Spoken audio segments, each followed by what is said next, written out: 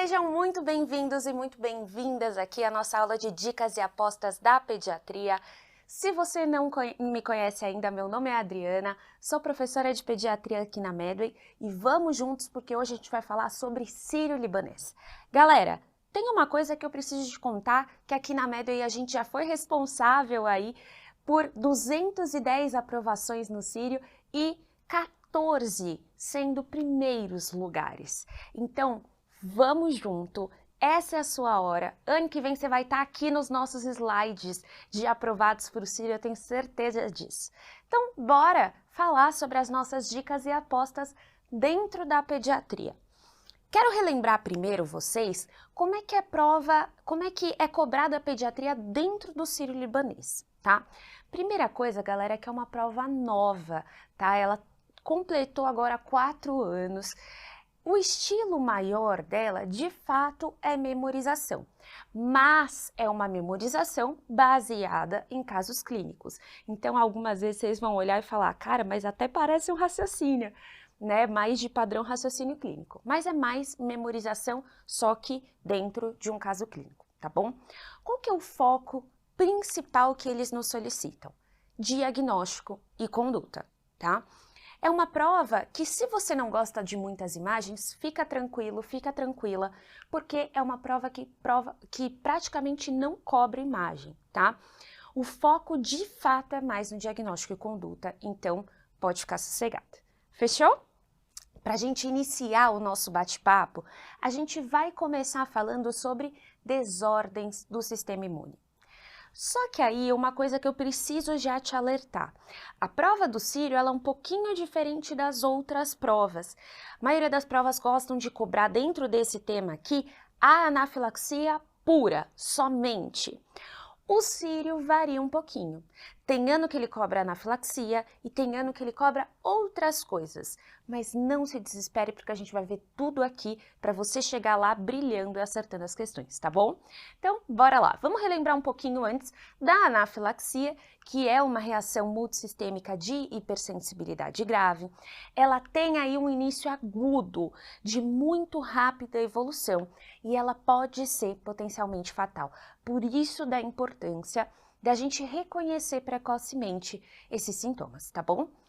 Bom, lembrem-se que ela pode acometer inúmeros sistemas, como pele, mucosas, o trato respiratório, trato gastrointestinal, cardiovascular e também o neurológico, tá bom? O que eu preciso te lembrar disso daqui? Porque teve uma mudança recente de 2 possíveis critérios diagnósticos, tá? Quais são eles, então? Primeira possibilidade diagnóstica, eu tenho um acometimento de pele como fator obrigatório e eu tenho que ter mais um dos seguintes sistemas acometidos. Acometimento do sistema respiratório, hipotensão ou acometimento de órgão-alvo, tipo síncope, incontinência, ou acometimento gastrointestinal. Então, se eu tenho acometimento de pele mais respiratório, pronto, já fechei meu diagnóstico de anafilaxia. Mas eu também tenho uma outra forma de diagnosticar. E na segunda possibilidade de critério diagnóstico, ela não entra acometimento de pele e mucosa. Então, não ter lesões de pele não significa que eu não esteja diante de uma anafilaxia. E isso vai ser bastante importante, não só para a sua prova, mas também para a sua vida clínica, tá bom? Então, outro aí critério diagnóstico, que é exposição a um alérgeno altamente provável com mais um dos seguintes alterações. Então, eu posso ter uma história de que eu tive uma exposição, por exemplo, a amendoim, e essa criança nunca tinha comido amendoim, por exemplo, eles vão te falar. Junto com isso, a criança evoluiu com hipotensão, broncoespasmo, envolvimento laríngeo, um desses 3, mesmo sem que eu tenha a pele acometida.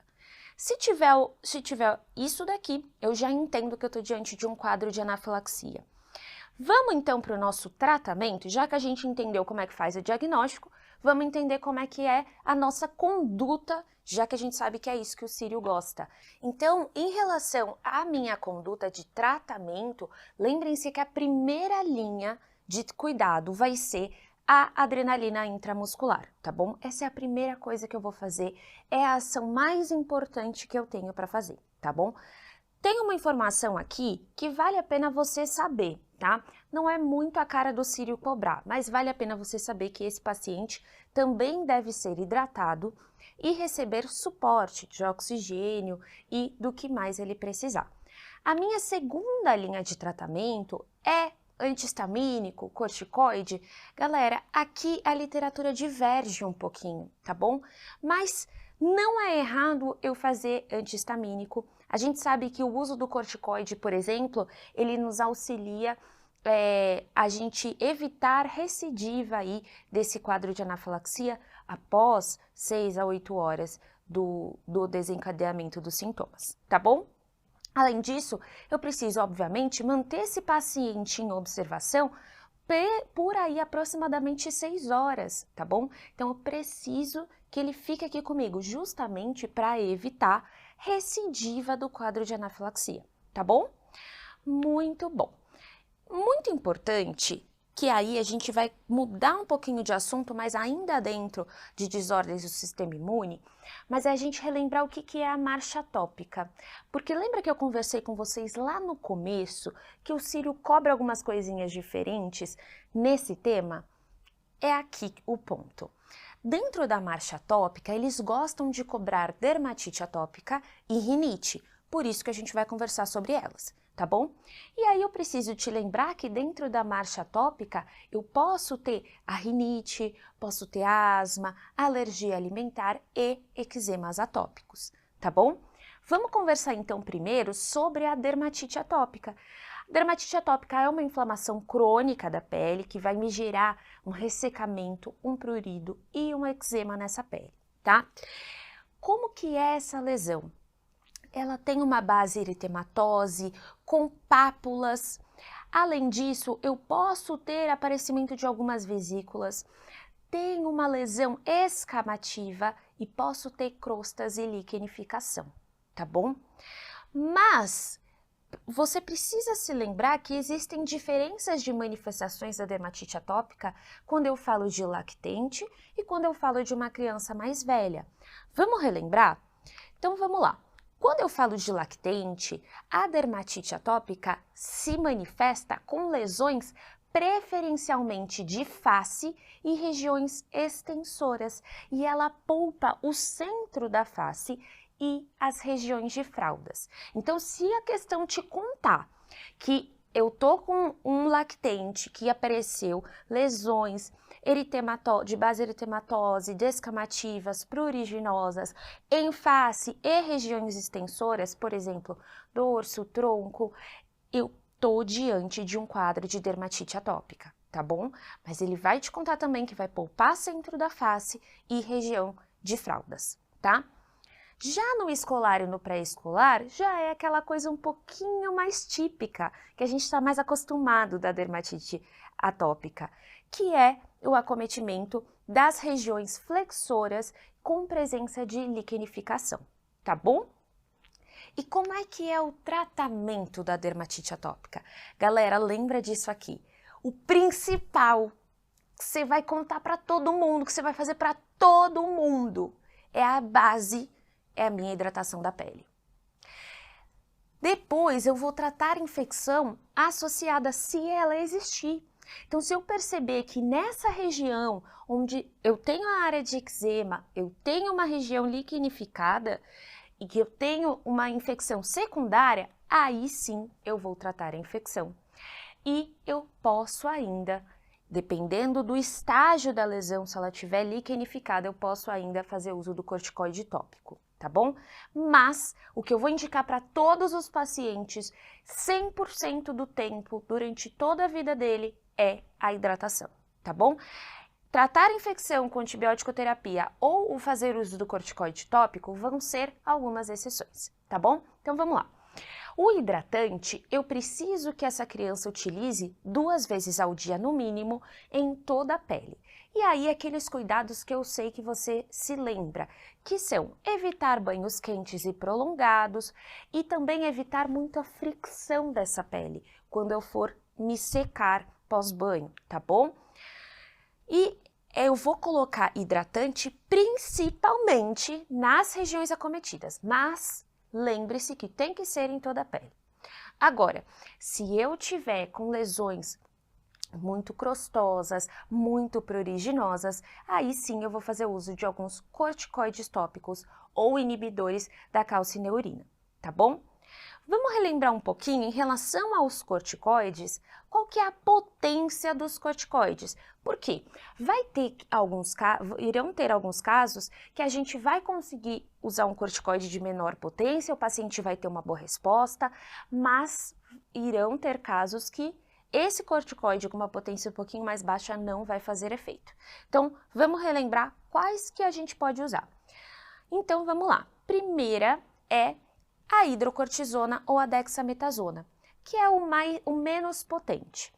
Em seguida, a gente tem a mometasona e, de maior potência, a gente tem a betametasona e o clobetasol. Combinado? Só que qual que é o problema de eu usar um corticoide de forma prolongada? Eu posso fazer um risco de atrofia de pele, tá bom? E aí, eu não posso usá-lo sempre. Por isso que em algumas regiões da pele, principalmente regiões mais delicadas, mais sensíveis, aqui eu vou preferir o uso de tacrolimus ou pimecrolimo, tá bom? Essa vai ser a minha escolha para regiões mais sensíveis, justamente para a gente tentar evitar a atrofia de pele, tá bom? Agora, se essa lesão infectou, aí nesse caso, ou eu vou usar mupirocina tópica, ou eu vou usar cefalexina sistêmica. Combinado? Sabendo isso daqui, vocês vão acertar as questões do CIRI em relação à dermatite atópica, tá bom? Agora vamos seguir um pouquinho na nossa marcha atópica e falar da fascis alérgica.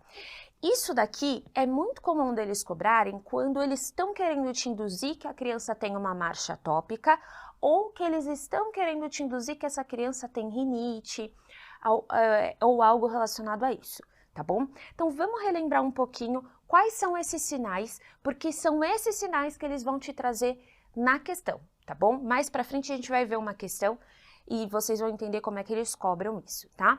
Então, eles podem te contar que a criança tem olheira alérgica, dobras de Denny-Morgan, só para vocês se lembrarem, são essas pregas aqui na pálpebra inferior, tá? Saudação alérgica, vincos nasais, por quê? Porque a criança fica toda hora fazendo isso aqui, ó, que a gente chama de saudação alérgica. E isso vai me gerar os vincos nasais, como vocês podem ver aqui na fotinho, tá bom? Vai dobrando o narizinho para cima mesmo, tá bom? E como que é a clínica da criança que tem alergia? Ela tem uma obstrução nasal, espirros em salva, prurido nasal ocular ou auricular, tudo isso faz parte aqui da rinite. E eu tenho ainda um gotejamento pós-nasal, lacrimejamento ocular, uma mucosa nasal mais pálida ou arroxeada e com uma secreção fininha e clarinha. Eu ainda posso encontrar um desvio de septo e uma hipertrofia das conchas nasais, tá bom? Isso daqui é a clínica da nossa rinite, tá bom? E como é que eu classifico, então, a rinite?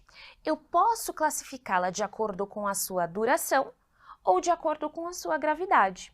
Vamos conversar primeiro da duração. Em relação à duração, eu posso ter uma rinite que é intermitente ou uma rinite persistente. Vamos às diferenças entre elas, então.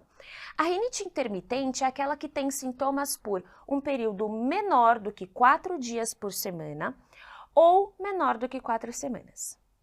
E a persistente é aquela que dura mais de 4 dias por semana e por mais que 4 semanas, tá bom? Já em relação à gravidade, a gente vai classificá-la em leve ou moderada grave.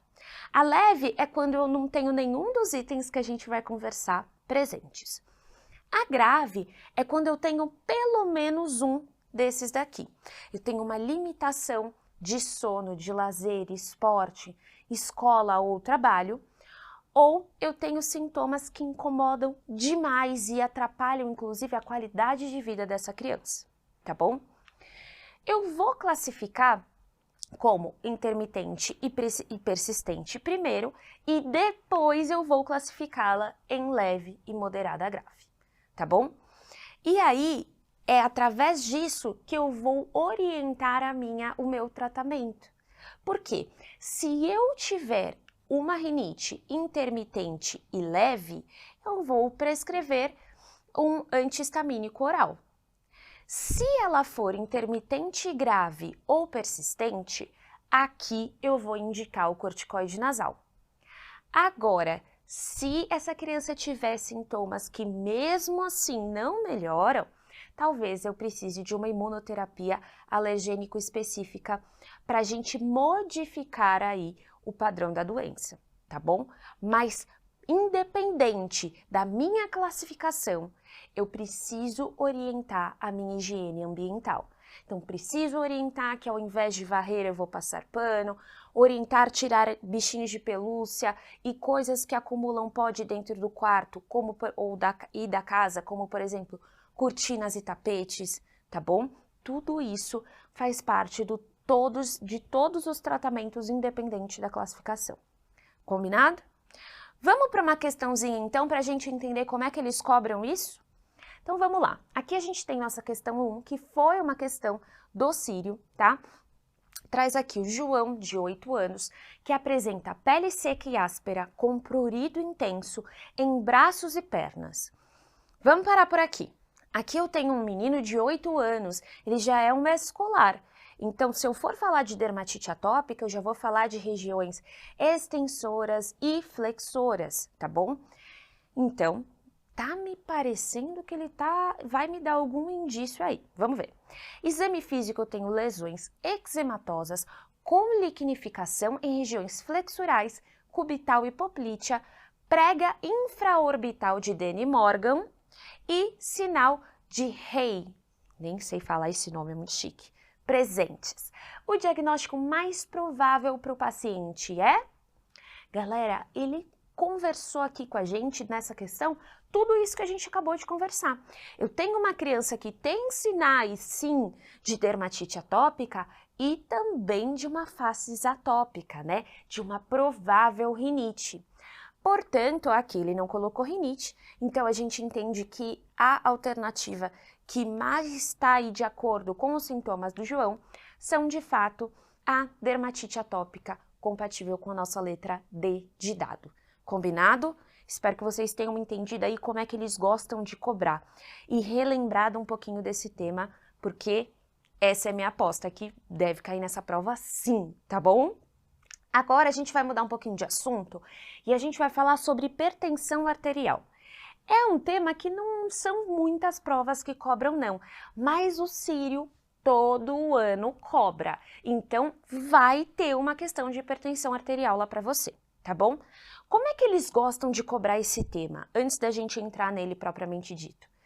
Galera, é praticamente você conseguir colocar a pressão da criança no gráfico e definir a partir disso se essa criança, se eu estou diante de uma hipertensão arterial, em qual estágio.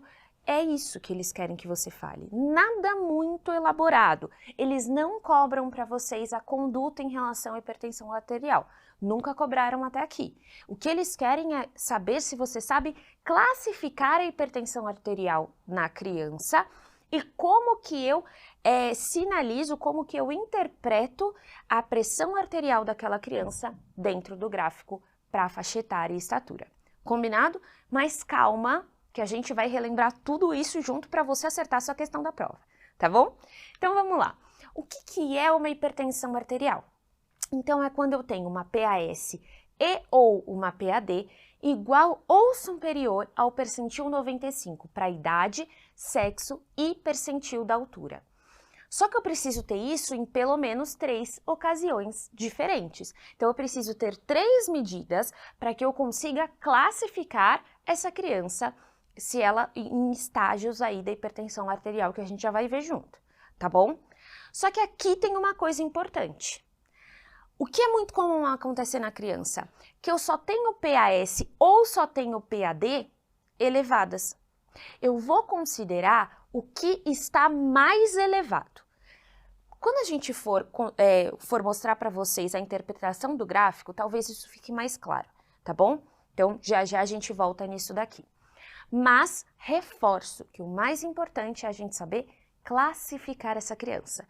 Ou seja, é a nossa tabela que eu apresento para vocês agora. Então, galera, o que eles querem cobrar de vocês é isso daqui.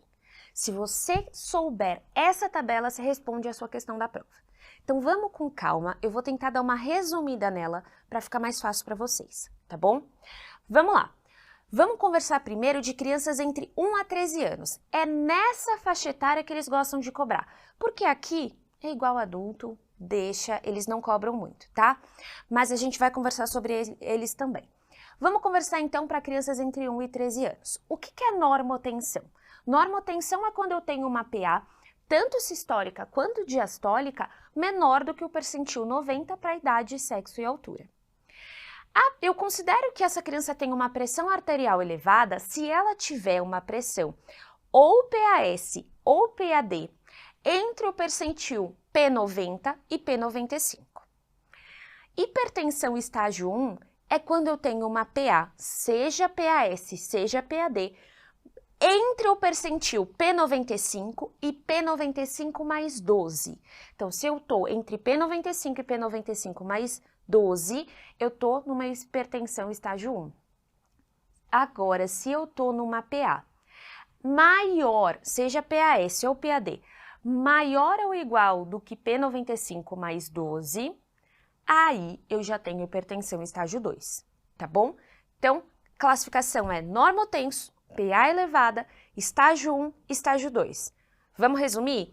Normotenso, estou no percentil abaixo de 90, PA elevada, estou entre 90 e 95, estágio 1, entre 95 e 95 mais 12, e estágio 2, acima do percentil 95 mais 12, tá bom?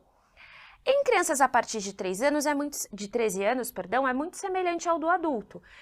Uma normotensão é quando eu tenho uma PA menor do que 120 por 80, PA elevada, eu tenho uma PA entre 120 por 80 e 129 por 80, estágio 1, PA de 130 a 80 ou até, 139 por 89, e estágio 2, uma PA maior ou igual a 140 por 90. Combinado? Agora vamos relembrar como é que eu avalio e interpreto o gráfico da hipertensão, da pressão arterial nas crianças, tá bom? Então, eu tenho esse gráfico aqui, presta atenção o que eu tenho nesse gráfico. Aqui, bem na nossa lateralzinha, eu vou ter a idade da criança, tá? E, como eu destaco aqui para vocês, eu tenho desse lado aqui, eu vou ter a idade da criança, os percentis que a gente vai avaliar, conforme a gente já conversou, e eu tenho a minha estatura da criança. Então, vamos supor que é o seguinte, galera. Vamos lá. Eu tô com uma criança de 1 ano de vida, que ela tem de estatura 75,5 centímetros, tá? E a PA dela está de 98 por 55, tá bom? Como é que a gente vai avaliar essa pressão, então? Então, tem uma criança de 1 ano de vida que tem uma estatura entre esses dois aqui, concorda comigo? Ela tem 75,5, tá mais perto disso daqui. A PAD dela é de 98, que está no P90. E a PAS dela, eu também vou vir aqui, ela tá entre esses dois aqui e ela está com uma PAD de 55, também no percentil 90. Tá tudo bem essa pressão, tá bom?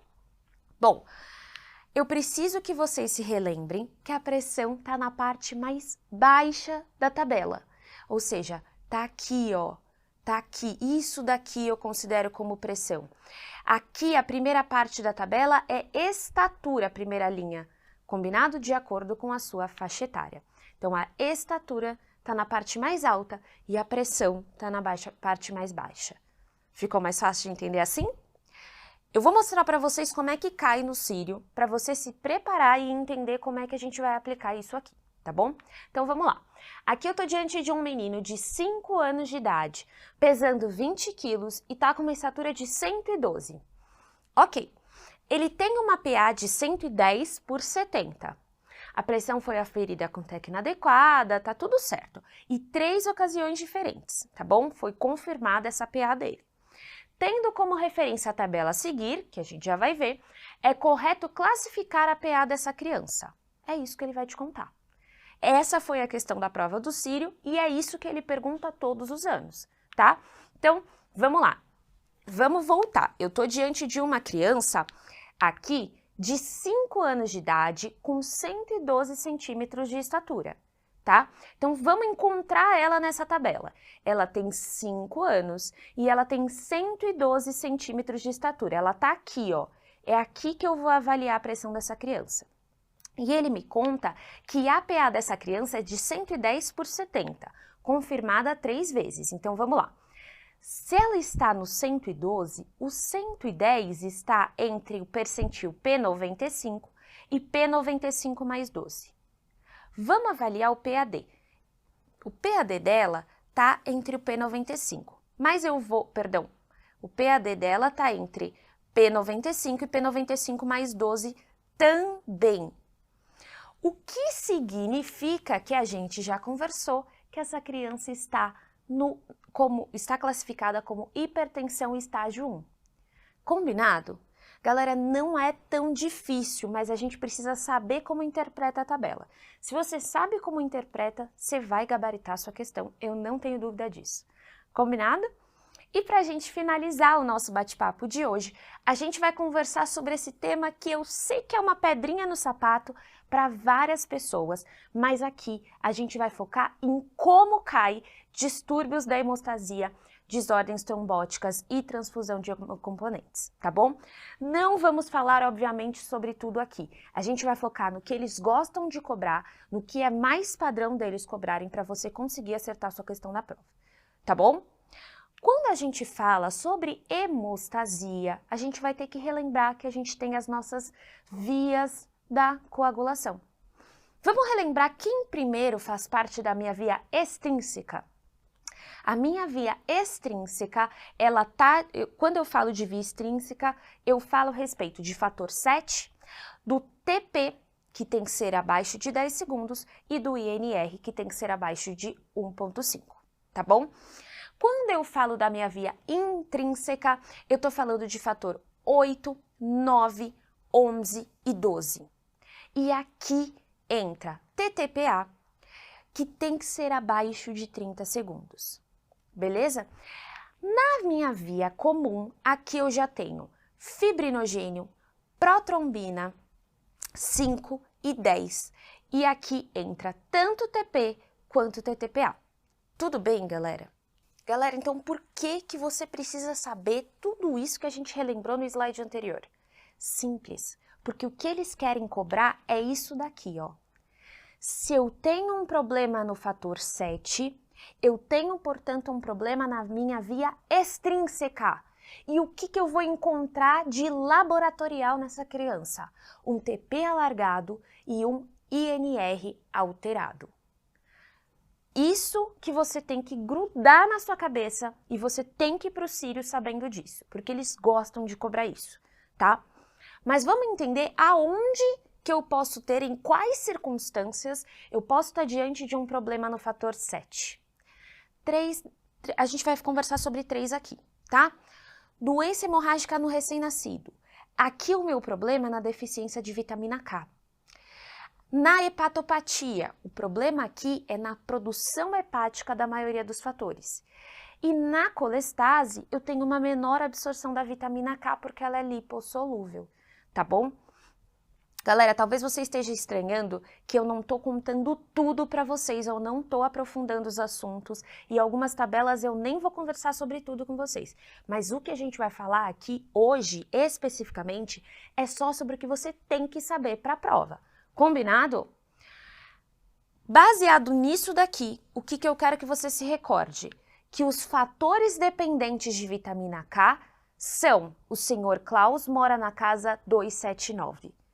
Lembra dessa frase, tatua essa frase em você para ir para a prova, para você não esquecer e acertar a sua questão, tá bom?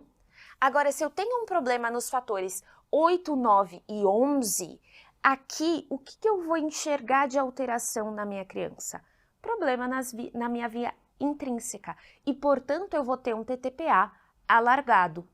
Isso acontece nas hemofilias, onde eu tenho deficiência de fatores 8, 9 e 11, que são, respectivamente, hemofilia tipo A, B e tipo C. Combinado? Mas eu ainda posso ter problemas na minha via comum. E quando que isso acontece? Quando eu tenho algum problema nos meus fatores 1, 2, 5 ou 10. Se eu tiver qualquer problema nesses fatores, eu vou encontrar laboratorialmente que eu vou ter TPINR e TTPA alargados. E aonde que eu encontro isso daqui? Quais doenças? Na CIVD, na deficiência hereditária dos fatores de via comum e quando eu faço uso de heparina não fracionada. Combinado? Relembrado isso daqui, vamos então para a patologia que eles mais gostam aí no Sírio, tá? Que é a púrpura trombocitopênica imune. Galera, a púrpura trombocitopênica imune, ela é um quadro benigno, é um quadro agudo e autolimitado. E, em geral, o que desencadeia ele é uma infecção respiratória viral prévia, tá? Pode ser prévia ou pode ser atual. O mais comum é que ela seja prévia, tá? E junto com isso, o que eu vou ter de clínica? Uma plaquetopenia, e eu posso ter presença inclusive de epistaxe, epetéquia e mais nada. Eu não tenho mais nada, galera. Então, olha isso daqui, essa criança toda petequiada, pode ter ainda uma epistaxe, mas eu só tenho plaquetopenia, eu não tenho mais nada de alterado. E na presença de outros fatores de alarme, aqui, galera, vamos investigar mais, porque talvez eu não esteja diante de uma púrpura trombocitopênica imune, tá bom? Vamos lá conversar um pouquinho mais sobre ela, então. Como é que eu faço o diagnóstico da PTI? O diagnóstico da PTI é clínico. Clínico, clínico, clínico. Apenas. Eu tenho uma criança que teve um quadro recente ou atual de IVAS e evoluiu com uma plaquetopenia importante que está me levando a um quadro de epistaxe e petequias. Combinado? Mas ela só tem isso, não tem mais nada de alteração, tá? Qual que é o tratamento disso? O tratamento é tratar e prevenir o sangramento se eles estiverem presentes, tá?